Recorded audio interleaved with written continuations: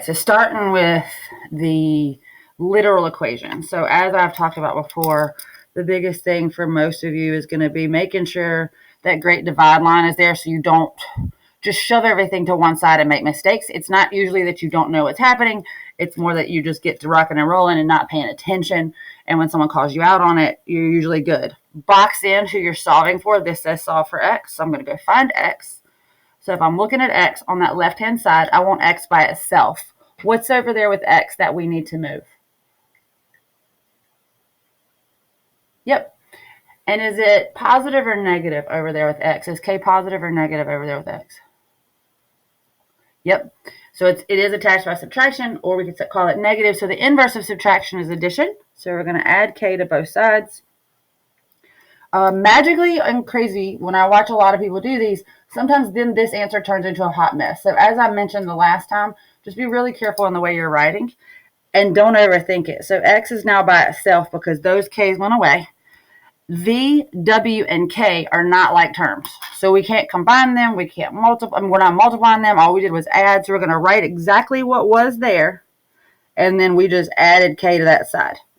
And so as I said the last time we had live class, it's just messy. They're just not like what we like. We like X equals a number. So don't overthink it. No, it's going to be messy. You're just writing down the operation that you actually did. So ta-da, you're done. Looking at number 2. Again, it wants us to solve for x, so we're going to look right here and see x. Think about our great divide, what's on each side. What is attached to x?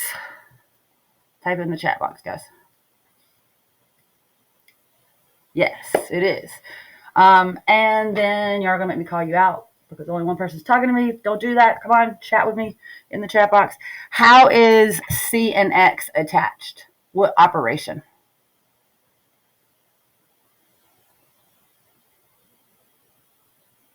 So addition, subtraction, multiplication, division. How are c and x attached? Yes, ma'am. Good job. So that is multiplication. And the inverse operation of multiplication is what? So the undoing of multiplication would be what?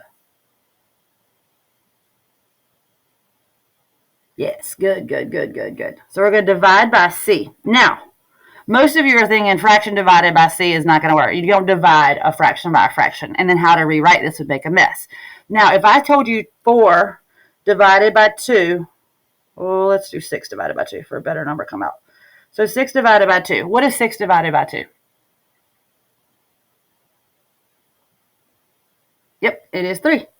What is 1/2 times 6? So what is 1/2 of 6? Trick question. It is also 3, right? Like if I was to take $6 and split it between 2 people, it's just like multiplying. So multiplying by 1/2 is the same as dividing by 2. So multiplying by 1/3 is the same as dividing by 3. And I say that because, again, you have fraction over fraction. But if you think of d over r times 1/c, so again, the same thing as like dividing by 2 is multiplying by 1/2, or dividing by c is multiplying by 1/c. This answer is going to become d over rc because when you multiply fractions, you just work straight across. This is just an added little spin, but fair game for sure. And just to call out, though, that dividing by a number is the same as multiplying 1 over that number as well. So then it is going to be x equals d over rc. And that's going to be your final answer for that one. I think that's the only like wild and spinny one I gave you. So look at number 3. It wants us to solve for x again. So we're going to put our great divide. We're going to look at x. I'm going to put the operation in the box with it. So what is attached, or what is on the side with x right now that needs to move? Yes. What operation is it sort of doing over there? How is it attached to x? What operation is going on over on that side right now? It is subtraction. Perfect. So it's addition subtraction game. It is a positive m, so we want to make sure that we know. The biggest thing is it's not attached by multiplication or it's not attached by division, so you're not going to do the inverse of either of those. M minus x, so it is an operational like addition or subtraction, but that is a positive m. So to move it to the other side, we need it to become a 0. So we're going to subtract m from both sides. Be careful, and that's why I put that minus in there in the box with it, because this is now negative x equals n minus p, because we didn't change it, and then we subtracted m to get it over there. Are we done? Is x completely by itself? No, exactly. Good, good, good. So remember, this is the equivalent to this being a negative 1 attached to that front of that x. So to undo negative 1 times x, we're going to divide both sides by negative 1. You will never see a fraction left with a negative 1 or a positive 1 underneath it, because all fractions have, or all whole numbers have, an imaginary positive 1 underneath it. So what this is going to do, again, this is the same as multiplying by a negative 1 over 1. So all of these operations, or their operations are going to be opposite. So this positive n is going to become a negative n. The negative p is going to become a positive p, and the negative m is going to become a positive m. So they all just switched from positive to negative, or negative to positive. Any questions? Are we okay with where all that came from so far?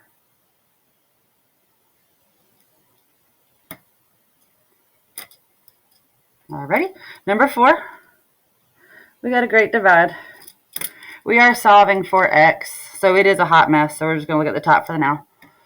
As soon as you see a fraction, that's the only thing happening on that side. Like when we were doing two-step equations, you want to work on that fraction part first. So c is attached by division. So how do we undo division? Since it's divide, we're going to do what? Yeah, multiply. What are we going to multiply by? Good. Because we're dividing by c, we're going to multiply by c. So we're going to multiply both sides by c. And that's going to give me cg equals x, y. Again, we're solving for x. So what letter is attached to x right now? Good, good, good. By multiplication, because remember x, and like 2x is 2 times x. This is x times y. The inverse of multiplication is division, so we're going to divide both sides by y. These y's will go away at this point. And so x equals cg over y. Again, it looks crazy, it looks messy, it doesn't seem right, but just think, don't touch anything that you didn't change, and then just add what operation you just did, and then stop. That's your answer. All right. Moving right along. So look at number 5. I didn't do single-step equations. I jumped right into two-step. Again, great divide. Trust me, I was just tutoring a couple of my 3 kids the other day. They're not my students.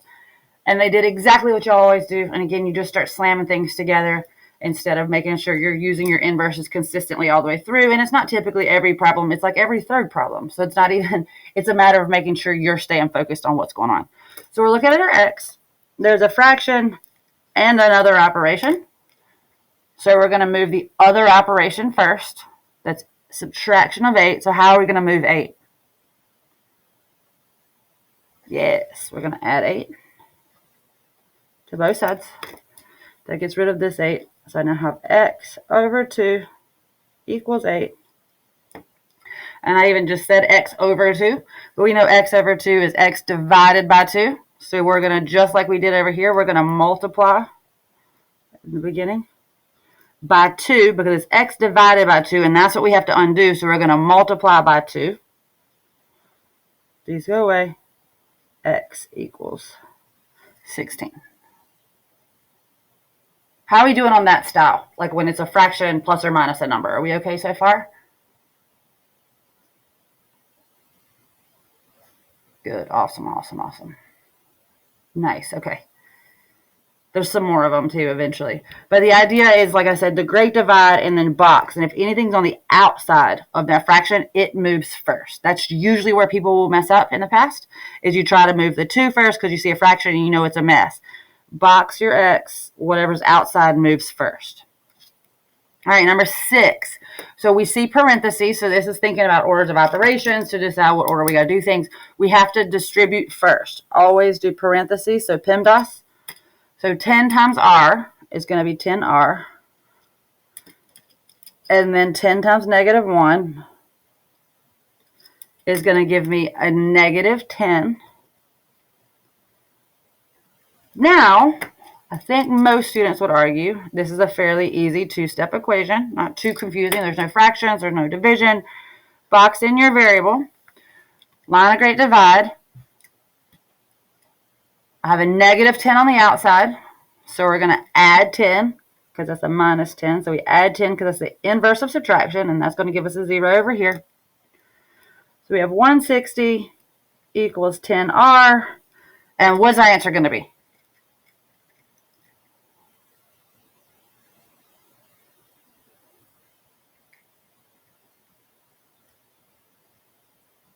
Good job. Yep. So we're going to divide by 10. Divide by 10. 16 equals R. Now, just a heads up, because I like you to try to be able to, like I always talk about the EOC and quizzes, because that's where we get all like we know what we're doing and we get in there and we just panic.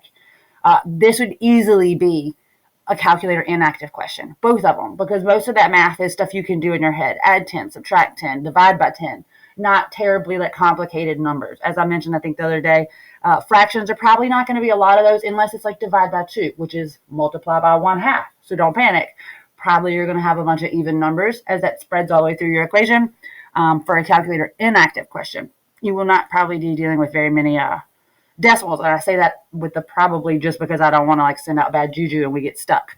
But ultimately, so far, most of these are going to be calculator inactive style questions or absolute gift of an inactive question, because you should be able to do these numbers for the most part in your head. So number 7, same as number 6. I put this guy on here because you want to make sure you make note that's a negative 3. Lots of students have mentioned that those negatives get them all messed up. Negative times a positive is going to give you a negative. So negative 3 times 7. Talk to me. What's negative 3 times 7? Yes, good. Negative 21. And if you notice, I'm not making my arrows until I'm actually doing that step. And that's so in the event you catch yourself in making a mistake, it's too easy to look up and be like, oh, well, I didn't draw the second arrow. That's probably where I messed up. So it's kind of keeping myself accountable. If you draw the arrows and then do the next step, you're just drawing pictures on your paper. So it's not hugely helpful. We now are going to look at where's our variable. We need to move whatever's on the side with the variable. So we're going to move that negative 21. How am I going to move that negative 21? Add, subtract, multiply, or divide. Good. Awesome. Killing it. Great job, guys. We're going to add 21. Add 21. A little uglier, but probably still fair game for calculator inactive. So 3K is now on this side by itself because these are gone. Equals 39 plus 21. So 9 and 1 is going to give us 10. So we're going to have 60. What's the answer? You guys put it in the box. Tell me. What's the answer? What's K going to equal? Be careful.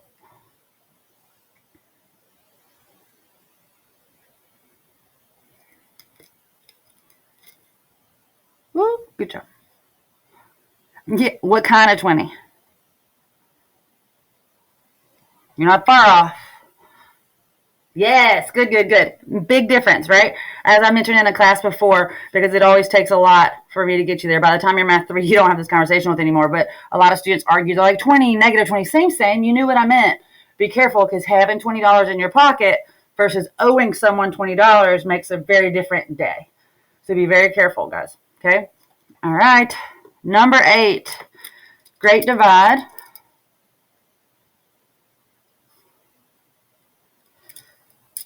Again, we're going to box in. We got one big fraction. So we're going to deal with the guy on the outside first.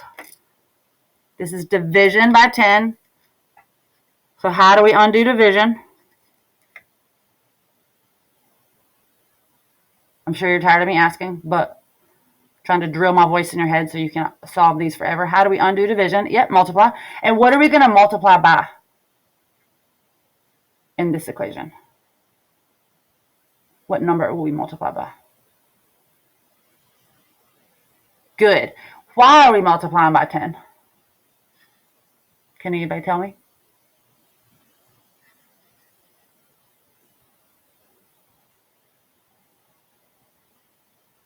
Yes, we're trying to get rid of it, right? So we're multiplying by 10 because we're trying to undo the division of 10. Again, that seems so like ridiculous, kind of a conversational question, but it's a great question because when they start getting really wild and crazy, if you can answer that fluidly, then when they get wild and crazy, it won't feel as wild and crazy. So we're going to multiply both sides by 10. 2 times 10 is going to give me 20. Again, we're looking at numbers that very much could be calculator inactive. Those 10s undo each other. My variable is still not by itself. Tell me the answer, guys.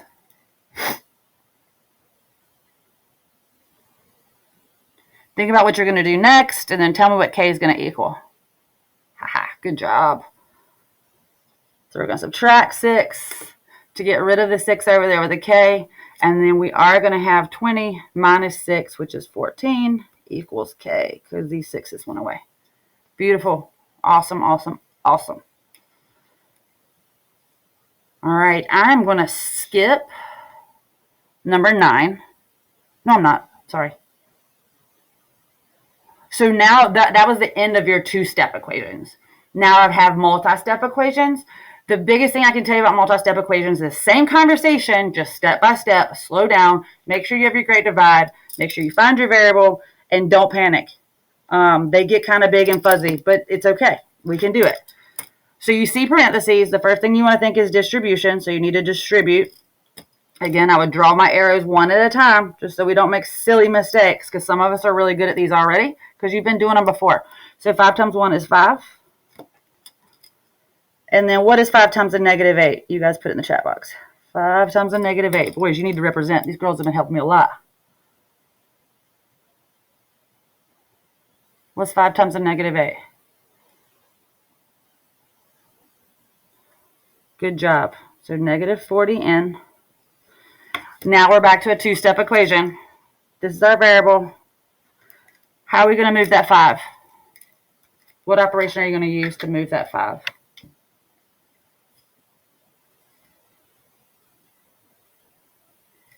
Oh, y'all going to make me call your names. Ooh. No, but thank you for writing it because I knew it was coming. You guys are going to think that way. How is that 5 attached? It is not division. Yeah, it's all good though. I need you to say it because I don't want to over talk, but I need you to make the mistakes that I'm used to people making because I don't get to see y'all's work. So I don't know. The world could have changed. So this is still subtraction. I put in the box that 40 so I don't lose it because you'll forget. So we are going to subtract it. Good job. We're going to subtract it because it's attached by addition or subtraction and it's a positive. So we need it to become a 0.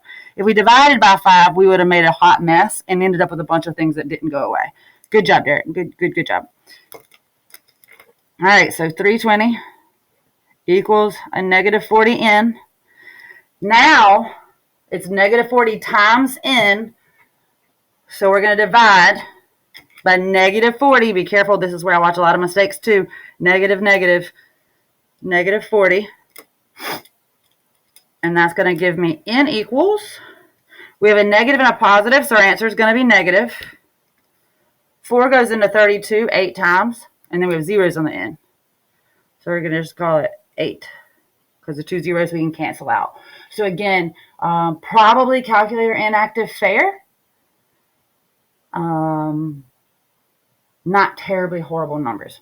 So again, don't panic. Think through. Okay. All right, number 10.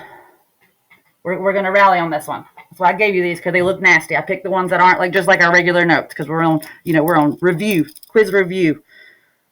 I want to show you as ugly as they could possibly get. All right, we see parentheses. So the first thing we want to do is distribute PEMDAS, right? Parentheses. Then we would mess with exponents next, then multiplication. Everything else on the outside, we're going to write down. Hold on to that negative p, negative p, negative p. 4 times 7, 28. Then we're going to do 4 times a negative 6p. So what's 4 times a negative 6?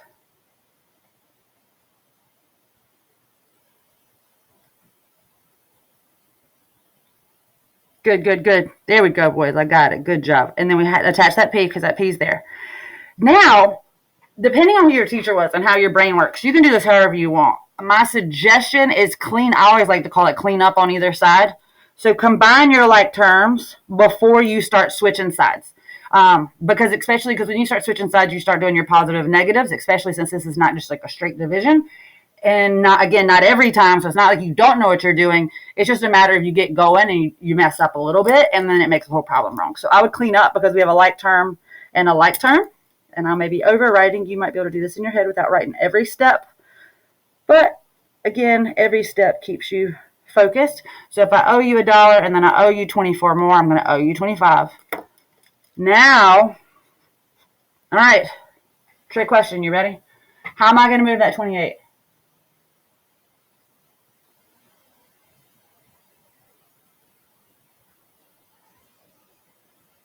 How am I going to move that 28 to the other side? Because he's outside the box, so we know that's who has to move. Good. Yay. Good job. Go subtract 28, because it is subtraction in here. So it's attached by addition, subtraction. It just happens to be positive. So we're going to want that guy to go away. So 153 minus 28, 125 equals negative 25. P. All right, I'm going to wait a minute. Yeah, big yay. What is the answer for P? What is P?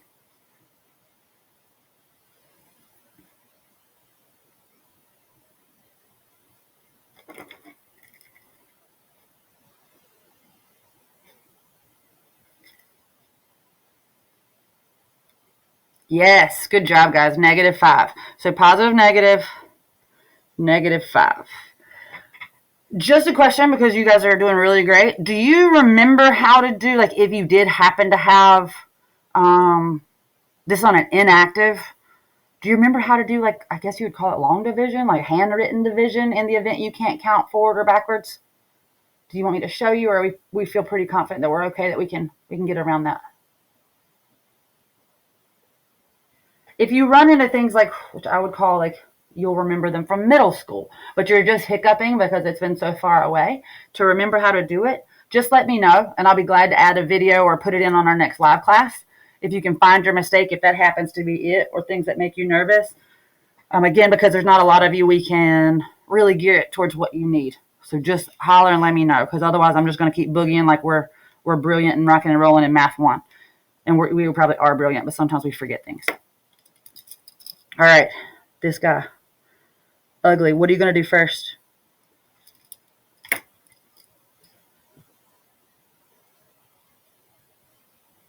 I have an even better idea. How about I'm just going to keep my mouth shut. I'm going to move my paper. Work it with you guys. You guys work it. So write down the problem if you don't already have it written down, because I'm about to snatch my paper. And then we'll come back and see if our answers match.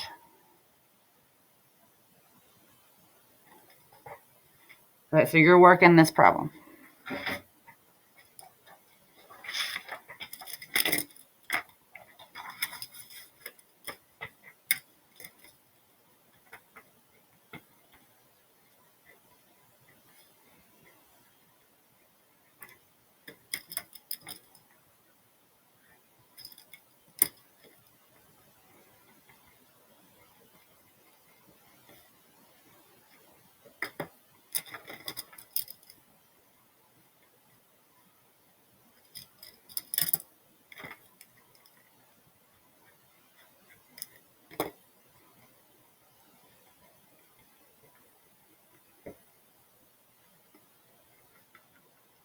Ooh, you go. Super fast.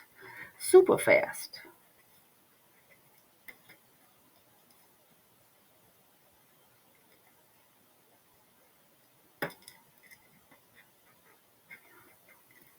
Does everybody get the same answer?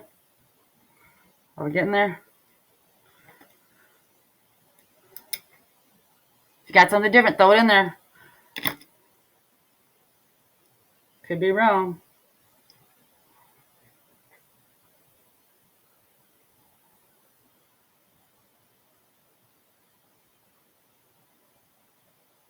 Where's the rest of you? What you got? Good. Good.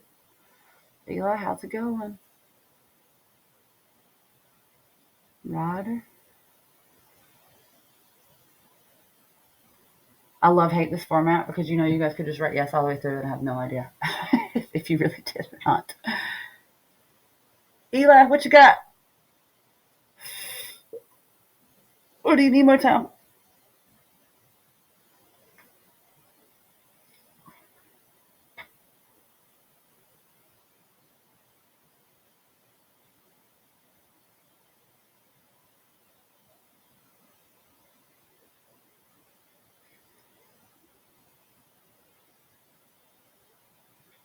All right. I don't know if you took a nap. What's going on? It is 7. Great job. In case you need to see it. In case you didn't get 7. Looks like everybody did, though. So awesome, awesome job.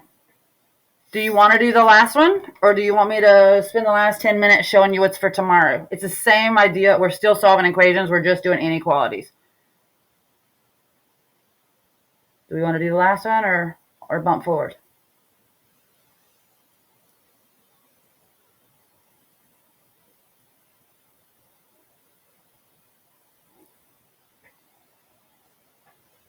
All right, good talk. So my decision is we're going to bump forward. Still 15 more minutes or 13 more minutes. Inequalities. You have a lot of, I think you've already had experience on this too before now. So I'm starting super basic. Your big call outs and things to remember as super basic is that when you do not have an equal mark, it's an open circle. So greater than, less than is an open circle. Greater than or less than is an open circle. Greater than or equal to, less than or equal to, and equal to is going to give me a closed circle. Okay. That might be something that I think I've had people mess up with. But again, equal to, I always think of the equal to as a brick, like it's like a fence. So it's going to be a solid brick fence versus your less than, it has no bricks. It reminds me of a chain link fence. Like these guys could make chain links. So P is greater than -4. And these, like I said, I started really, really basic. So we're going to go to our -4. And I always draw an open circle first. Then go check, is there an equal mark or not an equal mark? Perfect. Now I need to shade where numbers are greater than -4. Lots of ways to do this.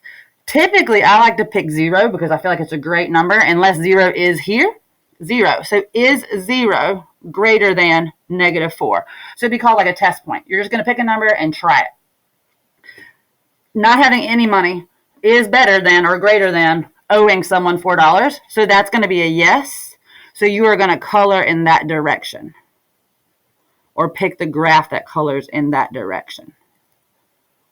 So M is less than 1. So we're going to go to 1, open circle. Is there an equal mark? There is not. So you're going to leave it as an open circle.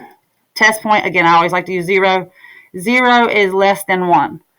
0 is indeed, having no money is less than having $1 in your pocket. So then we're going to shade towards the 0. There's our 0.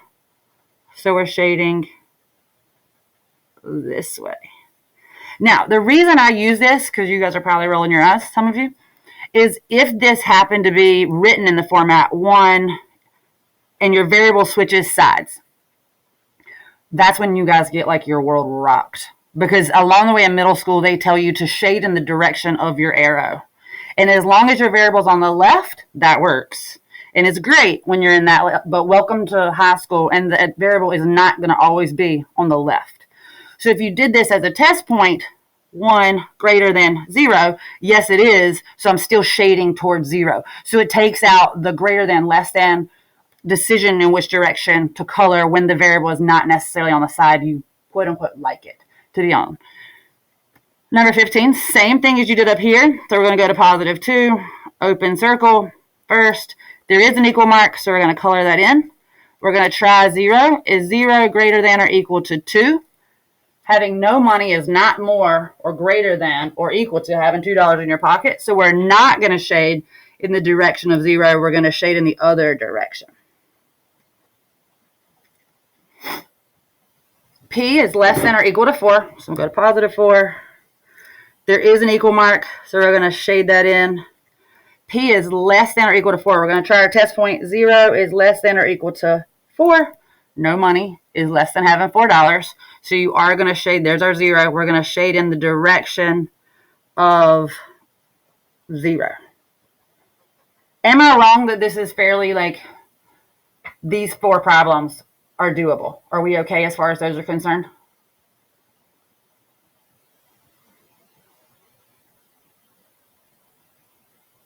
Good. In the past, were you guys taught like a test point, or were you guys taught shade in the direction of the arrow, or something completely different? You're just good.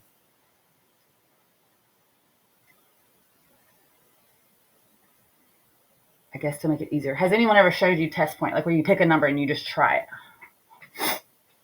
I guess it would be called guess and check, maybe in middle school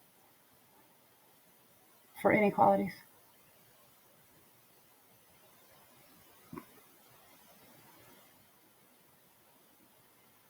Okay, cool. But do you understand what we're doing? Like as far as like why that makes it a little easier, maybe? Good, cool. All right, so here's the fun part. And fun is a strong word. So just like you were doing before, we're still solving equations. The only thing, listen clearly, all you that have been very quiet, if you're glazed over, hear me out. This is it. I got 7 minutes. This is your big swing. This will be the difference in you getting tomorrow's lesson without having to watch every video and not getting tomorrow's lesson and needing to go back and watch all the videos. So big star, note you want to write down. If you divide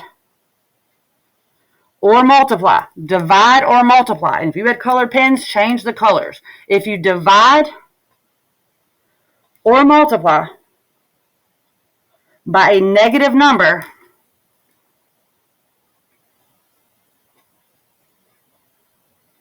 flip the sign.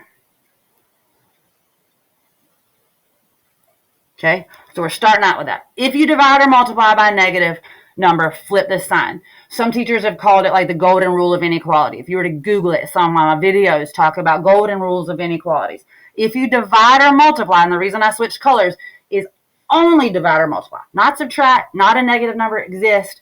You actively divide or multiply by a negative number, then we have to flip the sign.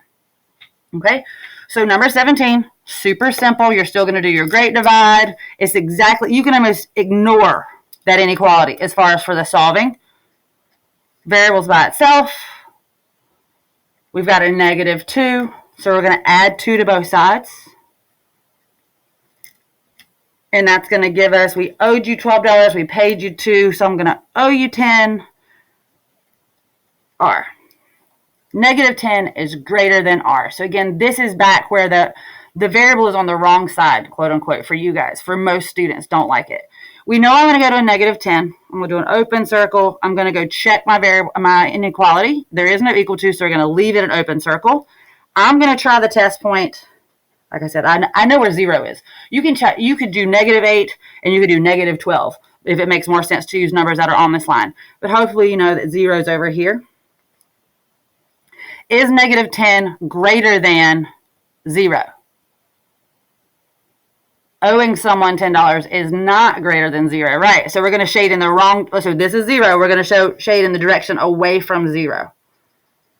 Some teachers may have taught you how to flip it where this is on the right, the side you like, and then shade in the direction. Again, I feel like it's one of those things that's just not that you don't know what you're doing, but errors are made on like problem number 37 when you're doing a ton of them, or if it happens to be on the EOC, just because you've thought about what you're having for breakfast, not because again don't know what you're doing. So that's why I like this, because you don't have to think about flipping this guy around or moving it very much. Number 8, again, I'm starting super simple, just not to overwhelm. Great divide. We have +1, so we're going to -1 from both sides. And I say super simple, but I did try to put the variable on the wrong side so we could discuss that. So we have +5 and a p. So we're going to go to +5. We're going to drop an open circle. There is no equal to, so we are not going to color that in. P's on the wrong side, so we're going to try 0. Is 5 less than 0? Having $5 is not less than having no dollars. So we're going to shade in the direction opposite of 0. 0 again is over here. So we're going to go to all the numbers bigger than 5 and 0. So this is 5 is less than p. The numbers you are shading in are all the values that will make p true. So if I plugged in a 12, that would be true. If I plugged in an 8, that would be true. If I plugged in a 4, that would not be true, and that's why that's not on the colored portion of your line. Number 19. All right, not a whole lot going on. But star it. If you printed it and you're doing your thing, star it. Highlight this one. Pay attention. Golden rule of inequality is about to happen. This is -8 times k. How am I going to solve for k? How am I going to get k by itself?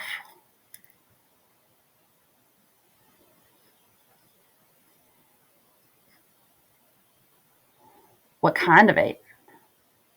We are going to divide by an 8th.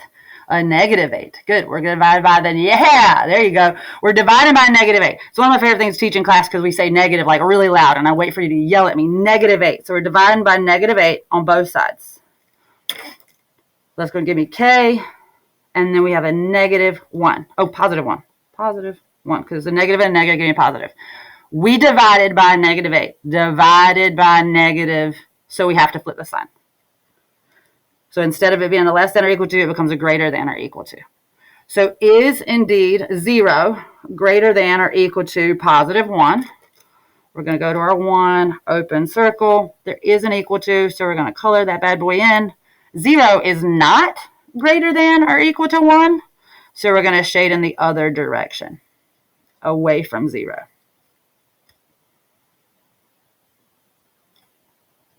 Number 20. Hopefully we see a red flag already. How are we going to get that x by itself?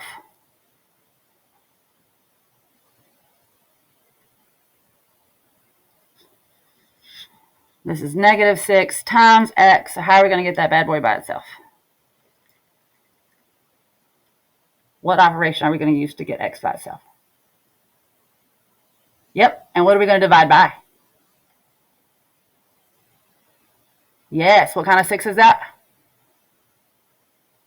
Say it loud in your head. Say it loud in your head. Yeah, -6. So we're dividing by negative. Divide by negative. Dividing by negative. If you didn't hear that, the red flag. Negative. Divide by negative. So it's going to flip the sign. X is going to be a +1, so x is good. And then 48 divided by -6. So a positive divided by a negative is going to be 8. But it's going to be a -8 because it's positive, negative. We flip the sign because we divided by a -6. Go find your -8. Open circle. There's not an equal to, so we're going to leave it there. We're going to try our test point. Is -8 greater than 0? Owing me $8 or having no money in your pocket, which one's a better situation? Right, it's not. We'd rather have no money in our pocket than owing anybody money, so we're going to color away from 0. And if you think about it, 0 is going to be out here. So we're going to shade this way because x is less than -8. So all the values that will make x less than -8. All right,